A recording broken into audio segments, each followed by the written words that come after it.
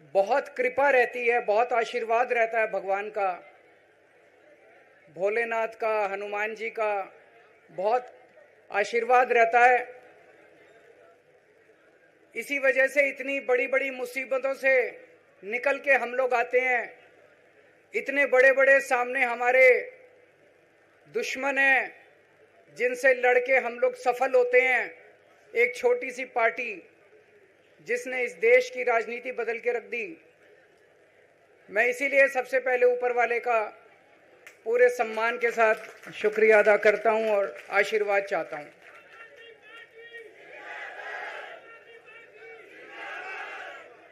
मैं उन लाखों लाखों लोगों का शुक्रिया अदा करता हूं जिन्होंने हम लोगों के लिए, जब हम लोग जेल में थे, मैं, मनीष सिसोदिया जी, संजय सिंह जी, विजय नायर जी, अभी सतिंदर जैन जी हैं, अमानतुल्लाह खान हैं, उनको वो भी जल्दी आएंगे मैं उम्मीद करता हूं। जिन जिन लोगों ने हमारे लिए दुआएं की, मन्नतें मांगी, मंदिर मस्जिद गिरजे गुरुद्वारे गए, उन सब लोगों का मैं तहे दिल से शुक्रिया अदा करता हूं।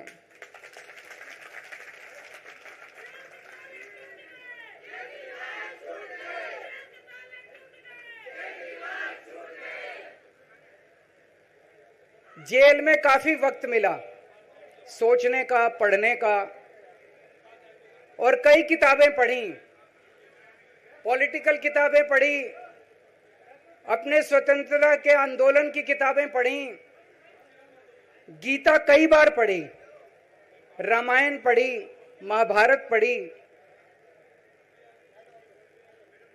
आज मैं अपने साथ एक किताब लेके आया हूं, ये भी मैंने कई बार पढ़ी, भगत सिंह की जेल डायरी। आप लोगों ने पढ़ी है? पढ़ना इसको जरूर, खरीद लेना, खरीद के इसको पढ़ना, भगत सिंह की जेल डायरी। जब भगत सिंह जेल में थे आज से 90-95 साल पहले, उन्होंने जेल के अंदर अपने लेख लिखे थे, वो लेख इसमें हैं। और जेल के अंदर से उन्होंने बाहर कई लोगों को खत लिखे थे, उन्होंने अपने क्रांतिकारी साथियों को खत लिखे थे, उन्होंने देश के युवाओं के नाम खत लिखे थे। बलिदान से पहले साथियों को अंतिम पत्र 22 मार्च 1931, ये खत उन्होंने जेल से लिखा और उनके साथियों तक पहुंचाया अंग्रेजों ने। बटुकेश्वर दत्त की बहन प्रोमिला को पत्र, बचपन के दोस्त जयदेव गुप्ता को पत्र, वाइसरॉय को पत्र, ये सारे पत्र अंग्रेजों ने भगत सिंह के पहुंचाए। युवाओं के लिए जो पत्र लिखा, वो पत्र बकायदा युवाओं के एक सम्मेलन में पढ़ के सुनाया गया। भगत सिंह की शहादत के 95 साल बाद आजाद भारत के अंदर एक क्रांतिकारी मुख्यमंत्री जेल गया। मैं अभी जेल गया, मैंने जेल से एक ही पत्र लिखा था एलजी साहब को। 15 अगस्त था, देश का स्वाधीनता दिवस था। देश के आजादी के दिवस के ऊपर दिल्ली का मुख्यमंत्री दिल्ली सरकार की तरफ से झंडा फहराता है। मैंने एलजी साहब को 3 दिन पहले चिट्ठी लिखी, 15 अगस्त के 3 दिन पहले, कि एलजी साहब, मैं चूंकि जेल में हूं, मेरी जगह आतिशी जी को झंडा फहराने की इजाजत दी जाए। कुछ गलत तो नहीं लिखा? वो चिट्ठी मेरी एलजी साहब तक नहीं पहुंचाई गई, मुझे चिट्ठी वापस करी गई और मेरे को ये वार्निंग जारी की गई। ये वार्निंग भी लेके आया हूं, जिंदगी भर साथ रखूंगा ये मेरे को वार्निंग दी गई कि दूसरी बार अगर आपने एलजी साहब को चिट्ठी लिखने की हिम्मत करी तो आपके साथ जो फैमिली मुलाकात होती है हर हफ्ते, वो फैमिली मुलाकात बंद कर दी जाएगी। मैं मन में सोच रहा था, अंग्रेजों ने भी नहीं सोचा था कि आजाद भारत के अंदर 95 साल के बाद अंग्रेजों से ज्यादा क्रूर और अत्याचारी शासक इस देश के ऊपर आएगा। आपने सुना होगा, बटुकेश्वर दत्त और भगत सिंह ने असेंबली में एक बम फेंका था, या सुना है सब लोगों ने? तो दोनों को जेल हुई, दोनों को एक ही जेल में रखा गया। बगल बगल वाली कोठरी में रखा गया। ये मैं चिट्ठी पढ़ के सुना रहा हूं आपको भगत सिंह की, जो उन्होंने प्रोमिला को, बटुकेश्वर दत्त की बहन को लिखा। कल रात बट्टू को किसी दूसरी जेल में भेज दिया गया है, तब तक वो उनके साथ ही था भगत सिंह के। ये चिट्ठी 17 जुलाई 1930 की है। उनकी जुदाई मेरे लिए असहाय हो रही है। भगत सिंह लिख रहे हैं बटुकेश्वर दत्त की बहन को कि बटुकेश्वर दत्त की जुदाई मेरे लिए असहनीय हो रही है। आज पहला दिन है जब मैं अपने को पूरी तरह उद्विग्न पा रहा हूं और मेरे लिए हर मिनट एक बोझ बन गया है। एक मित्र से जुदा होना सचमुच सगे भाई से भी ज्यादा प्रिय थे मेरे को बटुकेश्वर। तो दोनों साथ रहते थे। 95 साल के बाद मनीष सिसोदिया और केजरीवाल एक ही केस में जेल जाते हैं। मनीष सिसोदिया को अलग जेल में रखते हैं, मेरे को अलग जेल में रखते हैं, साथ मिलने की इजाजत नहीं दी जाती। आजादी की लड़ाई जब हुई, जवाहरलाल नेहरू जेल गए, महात्मा गांधी जेल गए, बाबा साहब अंबेडकर जेल गए, चंद्रशेखर आजाद जेल गए, अशफाकुल्ला जेल गए, कितने स्वतंत्रता सेनानी जेल गए, कई कई सालों तक जेल गए। जब वो जेल जाते थे, उनसे मुलाकात के लिए उनके साथी उनसे मिलने जाया करते थे, उनके घर के लोग जाते थे, उनके रिश्तेदार उनसे मिलने जाते थे, और जब वो मिलने के लिए जाते थे वो उनसे पॉलिटिकल बातें करते थे। वो उनसे बातें करते थे कि कैसे अंग्रेजों को उखाड़ के फेंकना है। जब मिलने के लिए जेल में जाते थे। जब मैं जेल में था, एक दिन संदीप पाठक मेरे से मिलने के लिए आया। मैं भी पॉलिटिकल आदमी हूं, वो भी पॉलिटिकल, हमारी पार्टी का संगठन मंत्री है। आके उसने मेरे से पॉलिटिकल बातें करी। और क्या करता, रोमांटिक बातें थोड़ी करता। तो पॉलिटिकल आदमी वो, पॉलिटिकल आदमी मैं। मैंने उससे पूछा देश में क्या चल रहा है, उसने देश की पॉलिटिकल हालत बताई। मैंने उससे पूछा पार्टी में क्या चल रहा है, उसने संदीप पाठक को ब्लैकलिस्ट कर दिया गया। उसके बाद मेरे से मिलने नहीं दिया गया। भगत सिंह जब फांसी पे चढ़े, उन्होंने सपने में भी नहीं सोचा था कि ऐसा भारत होगा। आज से 95 साल के बाद इस देश के अंदर इतनी क्रूर और अत्याचारी सरकार आएगी कि अंग्रेजों को भी पीछे छोड़ देगी। दोस्तों,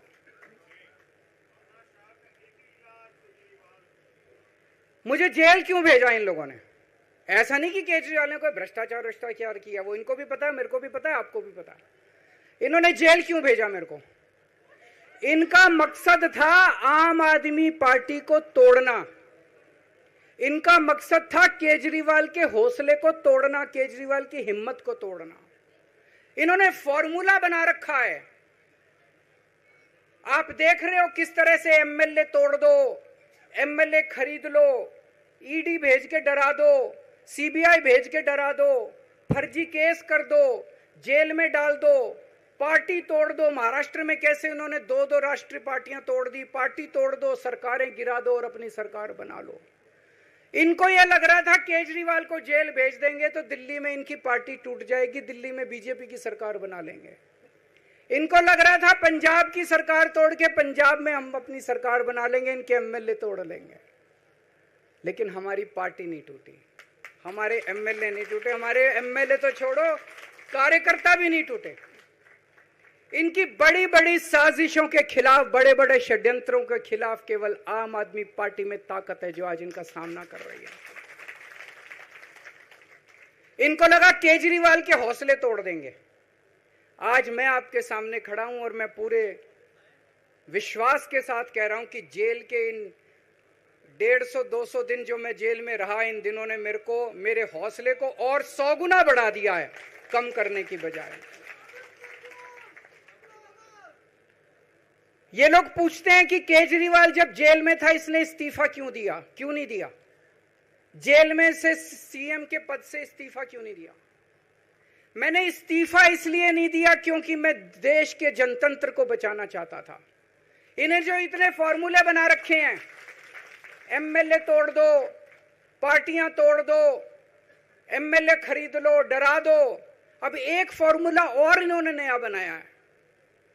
जहां जहां ये चुनाव हारे, वहां वहां के मुख्यमंत्री पे फर्जी केस करके उसको गिरफ्तार कर लो और उसकी सरकार गिरा दो।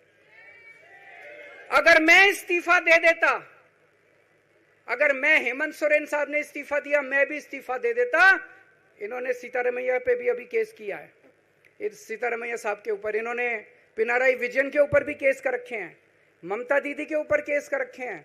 ये एक ऑपोजिशन के मुख्यमंत्री को नहीं छोड़ते, एक एक को पकड़ के फर्जी केस कर करके उनको जेल में डाल देते और एक एक की सरकार गिरा देते। मैं जेल में गया अभी 10 दिन पहले, सुप्रीम कोर्ट की एक बेंच ने पूछा सरकार से कि जेल के अंदर से सरकार क्यों नहीं चल सकती। बड़ा आप लोगों ने अखबार में, सुप्रीम कोर्ट ने पूछा है केंद्र सरकार से कि जेल के अंदर से सरकार क्यों नहीं चल सकती, तो जेल के अंदर से सरकार साबित कर दिया हमने। अब मैं देश के सारे नॉन बीजेपी मुख्यमंत्रियों से हाथ जोड़ के विनती करना चाहता हूं, अब अगर प्रधानमंत्री जी हिम्मत करें आप पे फर्जी केस करके आपको जेल में डालें, इस्तीफा मत देना, किसी हालत में इस्तीफा मत देना। जेल से सरकार चलाना हम सबको मिलके, ऐसा नहीं कि हम पद के लालची हैं, ऐसा नहीं कि मुख्यमंत्री पद हमारे लिए महत्वपूर्ण है, इसलिए क्योंकि हमारे लिए हमारा संविधान जरूरी है, हमारा देश जरूरी है, जनतंत्र जरूरी है, जनतंत्र को बचाना जरूरी है। इतने भारी बहुमत से जीती हुई सरकार, एक बार 70 में से 67 सीट आई, एक बार 70 में से 62 सीट आई, और आप पकड़ के जेल में डाल दोगे और कहोगे इस्तीफा दे। मैं सारे मुख्यमंत्रियों से आज हाथ जोड़ के विनती करना चाहता हूं, इनका ये नया फॉर्मूला भी आम आदमी पार्टी ने फेल कर दिया है, जो इन्होंने नया फॉर्मूला बनाया।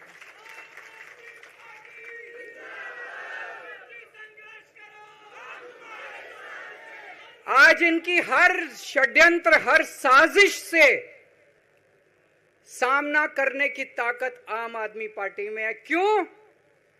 क्योंकि हम ईमानदार हैं। दिल्ली में सरकारी स्कूल थे, गरीबों के बच्चे सरकारी स्कूल में पढ़ने जाया करते थे। सरकारी स्कूलों की हालत बहुत खराब थी, गरीबों के बच्चों का कोई भविष्य नहीं था। 16 लाख बच्चे दिल्ली के सरकारी स्कूलों में पढ़ते थे। टूटे फूटे टिन के स्कूल थे, डिब्बे थे, स्कूल क्या डिब्बे थे, कोई पढ़ाई नहीं होती थी, गरीबों के बच्चों का भविष्य खराब था। उन गरीबों के बच्चों को पिछले 10 साल के अंदर 18 लाख बच्चों को हमने सरकारी स्कूल अच्छे बना के भविष्य दिया है। हम ये कैसे कर पाए? हम ये कर पाए क्योंकि हम ईमानदार हैं। आज अगर किसी के घर में कोई बीमार हो जाए, प्राइवेट में ले जाओ, लाखों लाखों रुपए खर्च हो जाते हैं। अगर थोड़ी सी सीरियस बीमारी हो, छोटी सी बीमारी हो, 10-15 हजार रुपए कहीं नहीं गए, इन बड़े बड़े अस्पतालों में ले जाओ। दिल्ली के अंदर हर सरकारी अस्पताल को शानदार बनाया, नए नए सरकारी अस्पताल खोले, गली गली में मोहल्ला क्लिनिक खोला, लोगों की चाहे अमीर हो चाहे गरीब हो, सबका इलाज, सबकी दवाइयां, सबके टेस्ट, पूरा इलाज मुफ्त कर दिया। क्यों? क्योंकि हम ईमानदार हैं। आज दिल्ली की महिलाएं जब बस में सफर करती हैं, उनकी टिकट नहीं लगती। बाकी देश की सरकारें घाटे में चल रही हैं, दिल्ली की सरकार ये सब सुविधा देने के बावजूद फायदे में चल रही है। क्यों? क्योंकि हम ईमानदार हैं। आज दिल्ली के अंदर इतनी सुविधाएं, 24 घंटे बिजली आती है आज दिल्ली में, पहले 8-8 घंटे के पावर लगते थे। हम ये कर पाए क्योंकि हम ईमानदार हैं। आज दिल्ली के लोगों को फ्री बिजली मिल रही है, कैसे? क्योंकि हम ईमानदार हैं। आज दिल्ली में जगह जगह सीसीटीवी कैमरे लग गए, स्ट्रीट लाइट्स लग रही हैं, लोगों को तीर्थ यात्रा कराई जा रही है। इतने कच्ची कॉलोनियों के अंदर पिछले 75 साल में इतनी सड़कें और गलियां नहीं बनी जितनी पिछले 10 साल के अंदर हमने सड़कें और गलियां बना दी। 75 साल के अंदर दिल्ली में इतनी पानी की पाइपलाइन नहीं डली जितने पिछले 10 साल के अंदर पानी की पाइपलाइन डाल दी। कहां से आया पैसा? क्यों? क्योंकि हम ईमानदार हैं। ये हमारी ईमानदारी से डरते हैं, ये हमारी ईमानदारी से डरते हैं। ये बिजली फ्री नहीं कर सकते, क्यों? ये बेईमान है। ये स्कूल ठीक नहीं कर सकते, इनकी 30-30 साल से सरकारें चल रही हैं कई राज्यों के अंदर, 25-25 साल से, 15-15 साल से इनकी सरकारें चल रही हैं। ये स्कूल ठीक नहीं कर सकते, अस्पताल ठीक नहीं कर सकते, ये फ्री इलाज नहीं दे सकते, ये बिजली फ्री नहीं कर सकते, ये 24 घंटे बिजली नहीं कर सकते। क्यों? ये बेईमान, ये बेईमान है। आज इन्होंने ईडी छोड़ दी, इनकम टैक्स छोड़ दिया, दिल्ली पुलिस छोड़ दी, इतने केस कर दिए हमारे ऊपर, और हम डट के खड़े हैं इनके खिलाफ, इनका मुकाबला कर रहे हैं, क्योंकि हम ईमानदार हैं। इसलिए ये मेरे को बेईमान साबित करना चाहते हैं, ये मेरे को बेईमान साबित करना चाहते हैं, मेरे ऊपर कीचड़ फेंक रहे हैं, मेरे ऊपर लांछन लगा रहे हैं, मुझे सुबह शाम गालियां देते हैं। लेकिन मेरे लिए बीजेपी इंपॉर्टेंट नहीं है, मेरे लिए आप लोग इंपॉर्टेंट हो। अगर देश की जनता, दिल्ली की जनता को लगता है केजरीवाल बेईमान है, मैं 1 मिनट के लिए सीएम की कुर्सी पे भी नहीं बैठूंगा, 1 मिनट के लिए मैं बैठने को तैयार नहीं।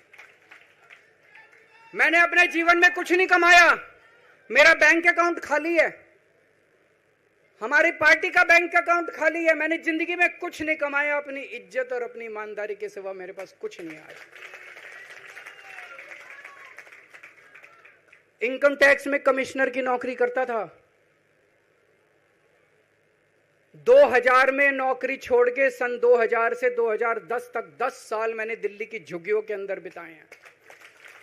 कुछ महीने दिल्ली की झुग्गियों में जाके रहा, मैं झुग्गी के अंदर, नंद नगरी, सुंदर नगरी की झुग्गियों के अंदर मैंने गली गली में खाक छानी है कि गरीब आदमी रहता कैसे, उसके घर का गुजारा कैसे चलता है।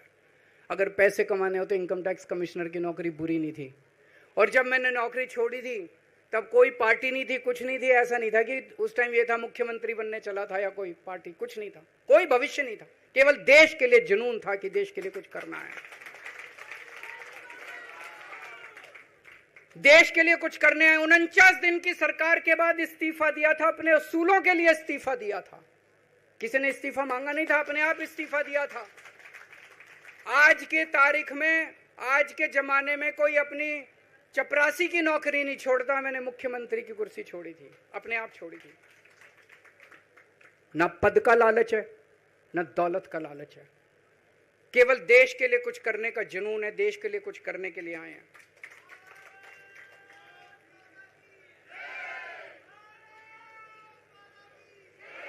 इन्होंने मेरे ऊपर आरोप लगाए, मनीष जी के ऊपर आरोप लगाए हैं।